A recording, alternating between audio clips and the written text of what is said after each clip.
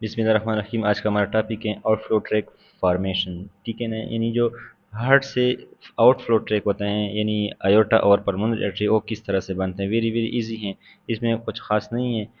ठीक है, neural crest cell migration होते हैं। ठीक है, हम न्यूरल क्रैश सेल माइग्रेशन हम हर जगह पे, अक्सर जगहों पे पढ़ते हैं। ठीक है, ये हम एम्ब्रियोलॉजी में पढ़ चुके हैं, वहाँ पे आप जाके देख सकते हैं। ठीक है, तो न्यूरल क्रैश सेल किस तरह से बनते हैं, न्यूरल ट्यूब, न्यूरल प्लेट की बात हमने की थी, नोटोकार्ड जो है इसको इंड्यूस करते हैं, वो हमने वहाँ पे बात की थी। ठीक है, तो न्यूरल क्रैश की जो माइग्रेशन है वो नॉर्मल जगह तक जब जाती है तो वो नॉर्मल बॉडी के अंदर अर्गन बनाता है, लेकिन अगर इसमें प्रॉब्लम आ जाए तो एबनॉर्मलिटी क्रिएट करता है। ठीक है, तो न्यूरल क्रेस्ट सेल माइग्रेशन जब हो जाती हैं तो ट्रंकल एंड बल्बर रिजेस बन जाते हैं। ठीक है, दैट स्पायरल एंड फ्यूज, जो स्पायरल हो जाते हैं और फिर क्या करते हैं, एक दूसरे के साथ मिलकर बनाते हैं आर्टरी को, पल्मोनरी सेप्टम, यानी अयोटा और पल्मोनरी आर्टरी के दरमियान जो सेप्टम है वो बन जाते हैं। ठीक है, एसेंडिंग अयोटा फिर बन जाते हैं एंड पल्मोनरी ट्रंक जो है ये बन जाता है। ठीक है, यानी सिंपल बात ये है कि न्यूरल क्रेस्ट सेल से जो है ये चीज़ें डिराइव होती हैं।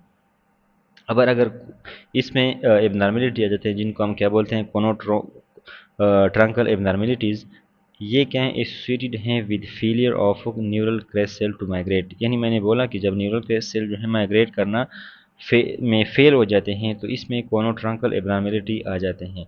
और इनमें हमारे पास क्या हैं, ट्रांसपोजिशन ऑफ ग्रेट आर्टरीज हैं, टेट्रालॉजी ऑफ फेलेट हैं, परसिस्टेंस ट्रंकस आर्टेरियोसिस हैं।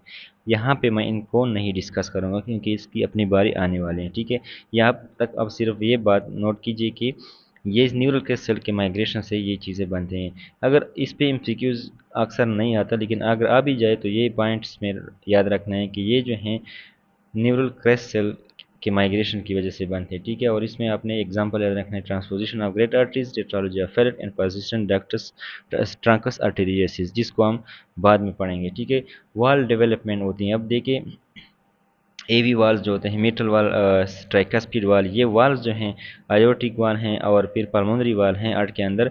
ये जो वाल्स बनते हैं उनके बारे में हम डिस्कस करते हैं, ये भी इसमें ख़ास कुछ नहीं है। ठीक है, आयोटिक एंड पल्मोनरी वाल और मिट्रल एंड ट्राइकास्पिड वाल। ठीक है, अब सबसे पहले यहाँ पे एक डायग्राम में डिस्कस करते हैं, ये क्या है, हार्ट हैं, ये हमारे पास क्या हैं, वेंट्रिकल्स हैं, वेंट्रिकल के दरमियान। अच्छा, ये क्या है, राइट एट्रियम है, ये क्या है, left atrium, right ventricle and left ventricle.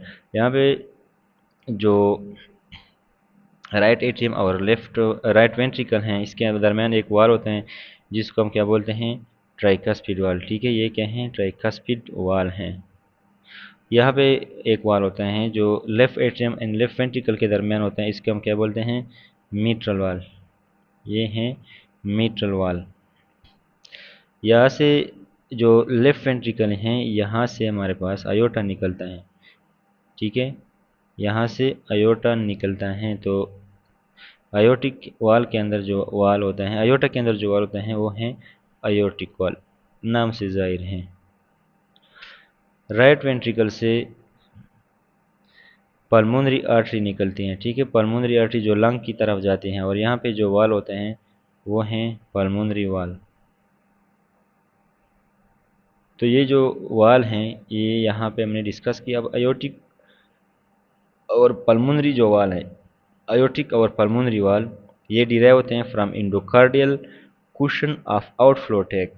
यानी जो ये जो वाल्स होते हैं वो इंडोकार्डियल कुशन से डिराइव होते हैं, लेकिन जो आउटफ्लो ट्रैक का इंडोकार्डियल कुशन है, यानी बाहर की तरफ, यानी मैंने बोला कि जो अयोटा है, पल्मोनरी है, वो आउटफ्लो ट्रैक है ना, तो वो इंडोकार्डियल कुशन जो आउटफ्लो ट्रैक में रोल अदा करते हैं, उस उनसे जो है ये अयोटिक और पल्मोनरी वाल निकलते हैं। और मिट्रल और जो ट्राइकास्पिड वाल हैं, डिराइव होते हैं, ये भी इनफ्यूज इंडोकार्डियल कुशन से बनते हैं, लेकिन ये derive from fuse endocardial cushion of AV canal. AV mean aortic atrium ventricular, यानी ये एट्रिया हैं, ये वेंट्रिकल हैं, इस से जो हैं ये बनता है। ठीक है, वालुलर एनोमलीज।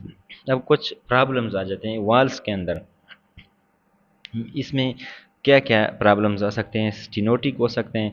स्टिनोसिस का मतलब ये है कि ये क्या हो जाते हैं, थिक हो जाते हैं जी, जैसे कि पल्मोनरी एंड हायोटा में ज़्यादा होते हैं। ठीक है, रिगर्गिटेशन हो जाती हैं। रिगर्गिटेशन का मतलब कि जो वाल होते हैं वो उल्टा हो जाते हैं। एराटेरिक, जैसे कि ट्रैकस एट्रीज, या डिस्प्लेस हो जाते हैं जैसे कि एब्स्टीन एनामलीज। एट्रीजिया में मतलब वाल बनता नहीं है। एप्स्टीन एनोमलीज डिस्प्लेस होते हैं, यानी जैसा कि ट्राइकास्पिड वाल में होते हैं वो नीचे आता है, ठीक है। और ये इसका जो है लिथियम जो है मोस्ट कॉमन काज है, यानी लिथियम का इस्तेमाल से इसकी टॉक्सिसिटी की वजह से एप्स्टीन एनामिलीज जो हैं वो हो जाती हैं, ठीक है।